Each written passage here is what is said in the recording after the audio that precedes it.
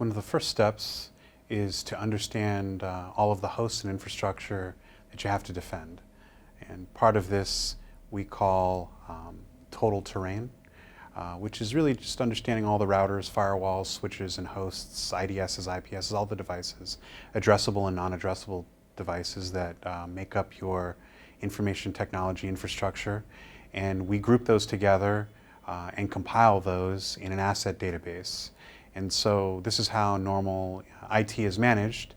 And those are the areas within an environment where adversaries would like to exploit, as well as SOC teams and hunt teams and IR teams have to protect or eradicate threats from the environment.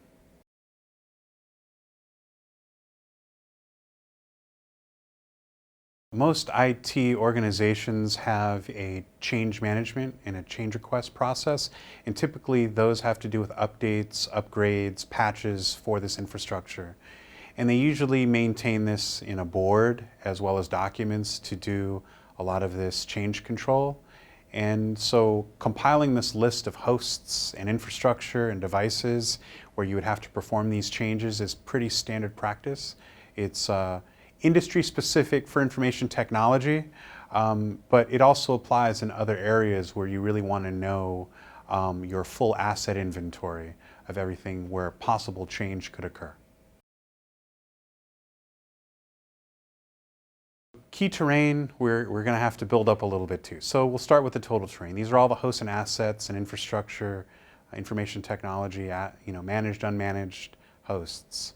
When you look at these particular hosts that may have what we'll call vulnerabilities or exploits on them, may have an identified CVE, or it's a particular host or server that has a database or an ERP or something that's very important to the business, we'll call that a crown jewel.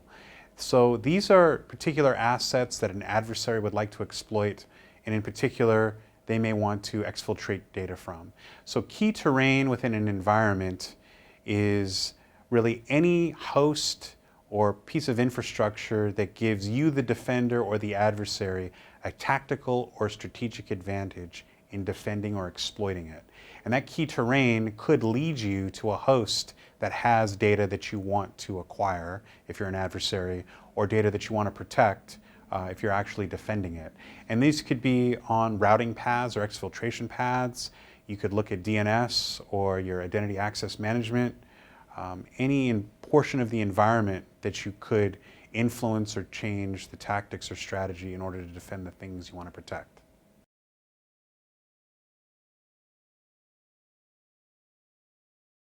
You can use this advantage in a number of different ways. The key advantage is really in two areas. Area number one is to know where your sensors are placed.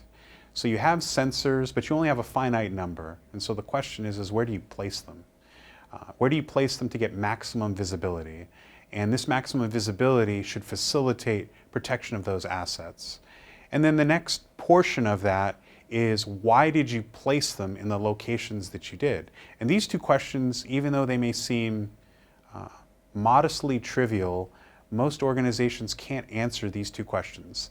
They don't know where their sensors are, and they don't know why they placed them there. And portion of the terrain-based defense model, understanding your total terrain, understanding your key terrain, gives you insight and recommendations on where to place those to get full protection.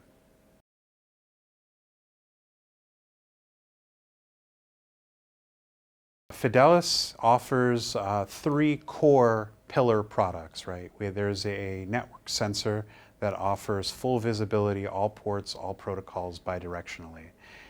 The output of that is metadata with over 250 different attributes that you can utilize in a very unique way for filters to build rules that can alert or create events. These attributes are very, very rich and offers the ability to create unique detections in a unique set of combinations.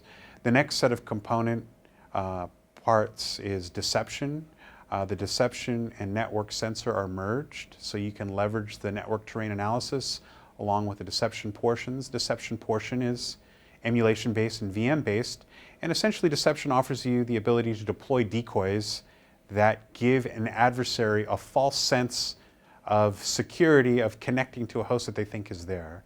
And then the last one is an endpoint agent that's very robust that does EPP and EDR. And so these three core pillars, combined with a command and control, which is called command post, a collector that gives you the collection activity of this metadata, and then a sandbox that can allow you to detonate, give you all the functional elements that you need to protect terrain for data at rest and data in transit to give you full visibility bidirectionally, all ports, all protocols. So from a function standpoint, the Fidelis suite is terrain-based defense embodied to support detection, but the platform is used heavily by hunt communities and IR communities around the world.